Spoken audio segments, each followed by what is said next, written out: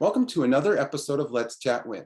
Joining me is Corinna Coffin, the RD athlete. She is a professional obstacle course racer, also a CrossFit athlete, registered dietitian, and a competitor in this year's Spartan Games Special Warfare event, now on YouTube. How are you doing today? I'm good. Thanks for having me. You're a professional obstacle course racer. You recently participated in a race.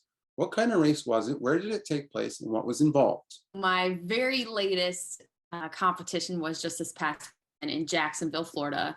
And this was put on by a company called Go Ruck, which is pretty popular rucking events company. I don't know if they have them in Canada, but basically it's after military special forces, special operations. That's a lot of the founder and a lot of the cadre's background. And they, similar to Spartan Games, they wanted to create a multi-day event with lots of athletes with various backgrounds and kind of put together this competition that tests strength, endurance, stamina, mental fortitude, and find the athlete that will come out on top. So, and then probably what you were referring to with the Spartan Games, that was back in October. What would be your training schedule like to get ready for an event like this? I like training lots of different disciplines, and I like keeping my fitness fun. So I would say that I really didn't change a whole lot to gear up for either the Spartan Games or the Go Ruck Games, just because it involves different types of movement, and that's what I like to do on a regular basis. I did incorporate more rucking, like weighted runs, soft sand running, just because I knew that would be heavily involved. But a typical training week will include 3 to 4 days of gym training with strength and weights, and sort of like a hybrid of CrossFit with military style training. And then the other days are outside running or rucking or biking or doing some sort of cross training. When you're not competing, what is your day-to-day gym routine like? Like I said, it's pretty similar. I don't really my training doesn't really go in huge spurts of I'm gearing up for something, I've got to change everything, and then I'm not competing, I'm not have a competition coming up, so I resort back to X, Y, and Z. No, it's pretty constant, regardless of what I have going on. Hours upon hours training a day. Maybe it's 2 hours, give or take, 5 days a week. And like I said, it's always varied, and I enjoy that. So most of the competitions I choose cater to the things I enjoy doing. I don't really have to. I try to make my everyday stuff align with the types of competitions I might be doing over the course of a given year. You competed in both seasons of Spartan Games Special Warfare, which can be seen on YouTube. Firstly, what was it like when they asked you to compete? Secondly, how does the first season compare to the second season? Yeah, I was so excited when they told me about that type of competition, because really there's never been anything like that before, where you're doing an ultra distance run bike event into strongman style, lifting heavy stones, lifting weights, doing sled pushes, then doing mountain bike course, and then wrestling, right? So there's nothing really that involved all of those different types of disciplines of fitness. And so really I give a lot of props to Spartan for rolling something out like that and taking a chance and doing something fun. So I was so ecstatic to be a part of that first year. When they decided to do it again, obviously that was great, because I love that style. I had so much fun the first year. I was very excited about it. So that was your first question. The second one, compare the first. There were a lot of similarities, but I feel like Spartan did a good job of making some changes that just made more sense from a competition standpoint, in terms of they kind of took out some of the really long efforts. The first year we had a 4-hour mountain bike circuit, and then we also had a 5-hour running as many laps as possible.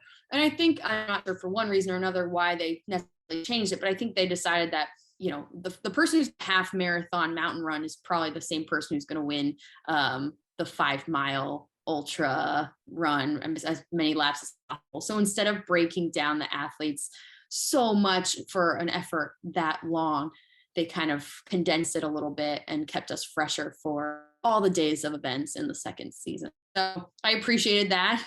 I didn't feel as like completely trashed on day 4 as I did on that first year. On the last day of Spartan competition, there was an event called Hero Within. Can you tell me about that? So Spartan games, or sorry, Spartan and special warfare recruiting kind of partnered up. They were the primary sponsor for this event, Air Force Special Warfare. And so they made this event in honor of Chief Ruiz, who basically, during a combat deployment, had some guys on his team who were shot and wounded. And, he ran in open fire to get to his men and address their wounds and carry to, a safe, to a safe area to get treated and get evacuated out of there. And so they kind of formulated that event around carrying heavy, decks. We actually did carry a down airman as part of that challenge, and then, had to go into a high skill movement such as shooting. And so heart rate down, be very accurate with our shooting. And so the combination of just like high skill with heavy effort, heavy carries was a cool combination that we've never really seen before from Spartan. And for a lot of us, it was our first time shooting, or shooting in any type of event like that with high heart rate. So, loading our own gun. And so it was cool that they included that. Going into the event, you were 3rd overall. What were you thinking? I knew I was in 3rd, but every day of competition was so like, you had so many opportunities to make a splash in the leaderboard, right? So going into that last day, I knew that, I had 2 opportunities to basically make up a lot of points. I knew that I wasn't going to be able to reach Lauren unless she had a very bad day. She was sitting really nicely in first place by a good chunk of points, but Lindsay and I were really close. And I knew that Lindsay would get me on the 1 mile ruck at the end because she's so fast, and it wasn't heavy enough to slow her down. But where we differed was our ability to make up time on the carries. And so she chose the strategy of dragging the down airman down the 50 meters and back, and I was able to lift him up shoulder and made up a lot of time there. So I think I ended up edging her out by 4 seconds with all my penalties from the shooting event, which was 10 seconds, 10-second time penalty per miss. It came down to 4 seconds. So I was able to edge her out there. And then I knew for the last event with the heavy D balls, I knew that was a strength of mine. So if I could just do the best I could in each of those events, then, however it panned out was the way it should be, and who deserved to get second. So I think I ended up taking her by 3 points in the end. So it was very close. What was it like firing the guns? What was going through your head when you used them? Were you scared at all? I wouldn't say at that point I wasn't scared. I was more exhilarated. I was excited. It was new. But I've never been very comfortable around guns, around firearms. And part of that is not knowing what not knowing what I was doing, not knowing how to properly handle, maneuver them. So I thought it was really cool that they, had some of the range officers come out from the event and teach us kind of the protocol and let us practice a little bit.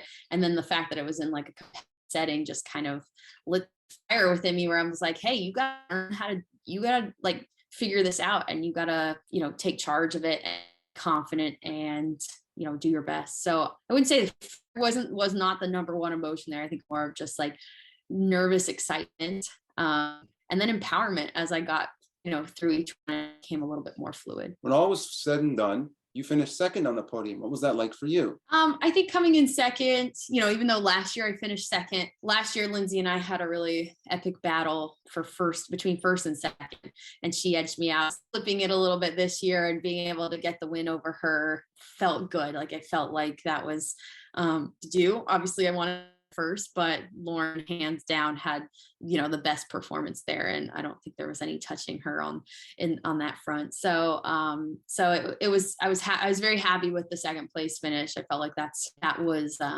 what I had earned. On this show, I interviewed fellow Spartan Games Special Warfare competitor Tara Jackson. What was it like going up against her and the other women? Yeah, Tara was a really strong contender. She and I went back and forth for probably the first 6 miles of the half marathon run on day 2. And I could not hold on to, we were going back and forth, and I was to myself, like, man, this is a really exhausting half marathon run, especially in leads with her and trying to hold my spot. So I ended up just like not being able to keep up with her, and admiring her tenacity there. And ultimately, she got ahead of me. But yeah, it was fun. The other women, I love, one of the reasons, or one of the things I love about the Spartan Games from season 1 and season 2 is just the camaraderie you find amongst the other athletes, because you are competing with each other for 4 days straight, and you're in close quarters with one another. And you're competitive, but you also form some bonds and friendships that you never would have had otherwise. So that was a really cool aspect about the event. If the organizers asked you to come back, would you come back? And also, what do you think you need to work on to take top spot? Oh yeah, I'll come back. I would love to do another Spartan Games. Absolutely. In terms of just addressing my weaknesses, I think that, when I compare my performance to someone like Lauren Weeks, she was really good in everything, and I was decent or fairly good in everything. But, one thing that Lauren has, we're similar athletes in terms of, both pursuing the strength and endurance component, but she's just faster. Like she can run so much faster, and and further. Her aerobic fitness is just incredible, and she can do everything from a strength standpoint that I pride myself in doing. So I think running's always something that I can use a little bit more improvement on. So I'm going up against the Lindsay Websters and some of the other gals who are who do mostly those longer distance races. Do you have any interesting behind the scenes stories you can share about competing in this seasons of the games? I think this year was a little different than the first year, because we weren't all living in the same room. Basically, the first year it was like 12 guys and 12 girls, and all of us were in little cots sharing one giant room. This past year we were 2 to a house, and we had like a little cabin. And so a lot of our downtime was just I try to spend in our cabin just like recovering, refueling. But it's always fun to have meals together, always fun to ride the bus together. I think the last day going up, we went up to the very top of Big Bear Mountain to do the balls workout, and it was so bouncy. Like we were going over potholes, and so just like in the vans as a group, just all fearing our I think the bonding that came through the pass test on the day 1 when it was so cold, and just all of us, like no one wanted to do that, no one wanted to go into the lake. And so I think we all had some extra quality bonding time, because all of us were in the same boat there, being nervous, being for the breath holds, and being freezing, and all. Yeah. So sometimes those moments of comfort bring you together even closer. You competed as part of the Ultrarunning Elite teams. What are the Ultrarunning Elite teams? How did you get involved? So Ultrarunning has been a sponsor of mine for the past 5 years, and so they've been supporting me. Their shoes, I wear a lot of their different shoes just for all the different types of events. It was fun to try out a bunch of different shoe options over the course of all the different events that Spartan Games put on.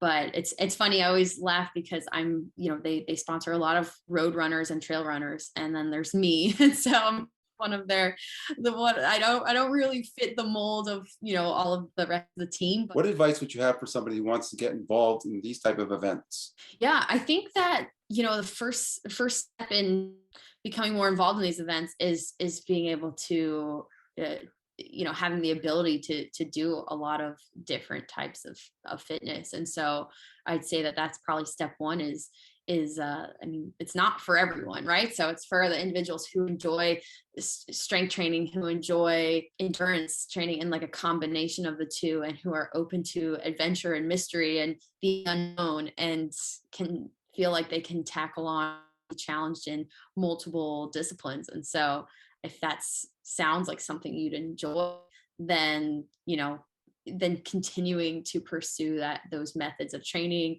that there will be more types of like this to come that will allow people to be tested in different capacities. And I think Spartan Race does a great job of like testing those elements in their regular season races. So even though the Spartan Games is only once a year and it's been invite only the past 2 years, their events, they offer anything from the stadium races, which are a lot of stairs and fitness and short course, and then they offer sprints and supers and beasts, and they offer a wide array of race types to test you both on the endurance front and strength and obstacle proficiency side. At the University of Utah, you received your master's in sport nutrition and became a board certified registered dietitian. For those who don't know, what is a registered dietitian and why did you become one? Yeah, registered dietitian is basically, an individual who has an extensive background education in nutrition, and they're the formally recognized experts in nutrition in the country. And we all go through a very similar schooling process, similar to being a doctor, for example. Everyone goes through their specific schooling and then their residency, and and so similarly we all take the same core science classes and then nutrition classes, and then have to do a dietetic internship that covers areas of nutrition. So and you take a national board exam at the end of it to get your credentials. So, with nutrition, it's such a confusing field for a lot of people because there's so many people out there that, are giving their unsolicited nutrition advice. But when it comes to credible sources, nutrition information, your registered dietitians are a highly credible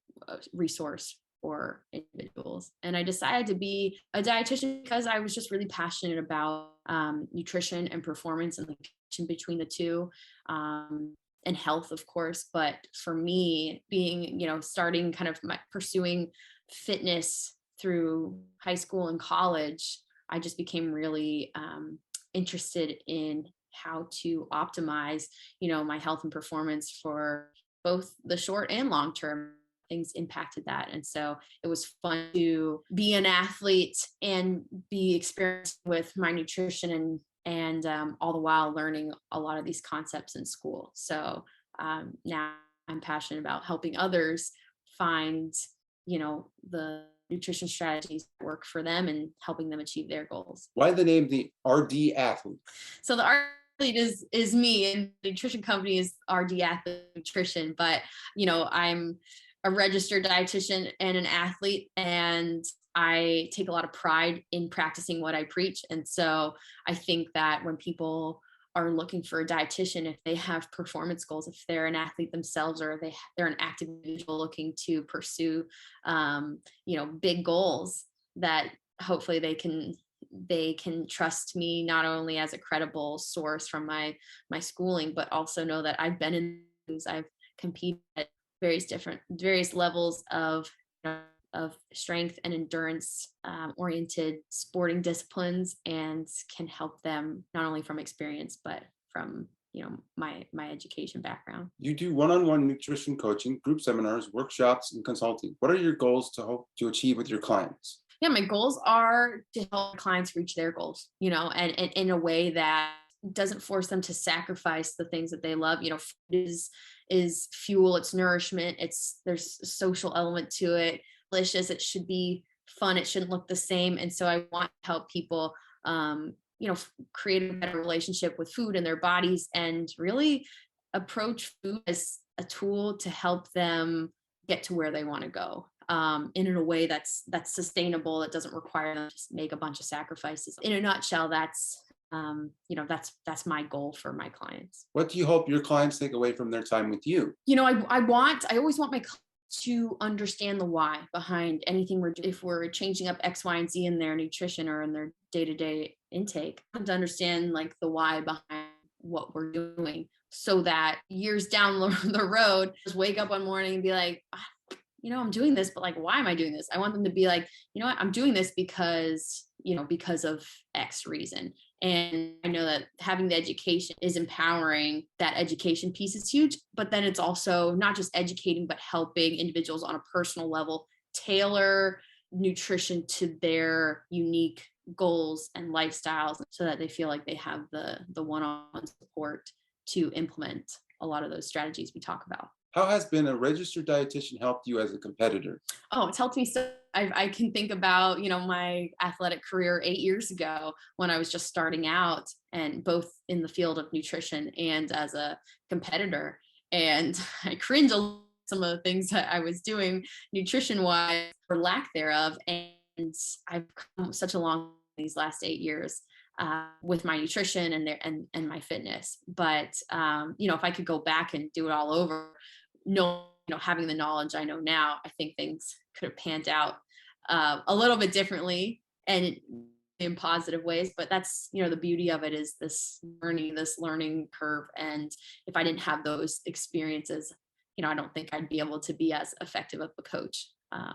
So I'm grateful for all the ups and downs in betweens, but it's been great to have my own evolution, my own journey along this process. At Virginia Tech, you received dual degrees in nutrition, food, and exercises, but also at the University of Virginia Tech, you also would barely crawl down the stairs of Lane Stadium while the football team would play.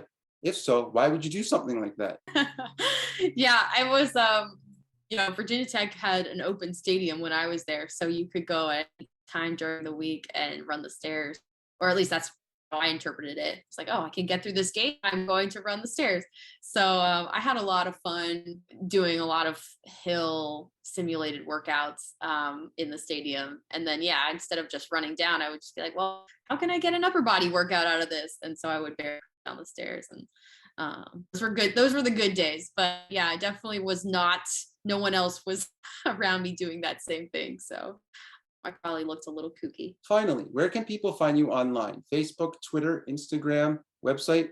I am most active on Instagram, and then I have a link to my website on my Instagram page. But the rdathlete.com is my website, and you can see some of my nutrition coaching offerings through there. And yeah, if you're someone with just any type of performance oriented goals, looking to better understand nutrition and implement some better tactics in your day-to-day to help you achieve your goals, then I would, love to connect with you and help you get there. Thank you, Corinna, for joining me on this episode of Let's Chat With. Thanks, David. Appreciate your time.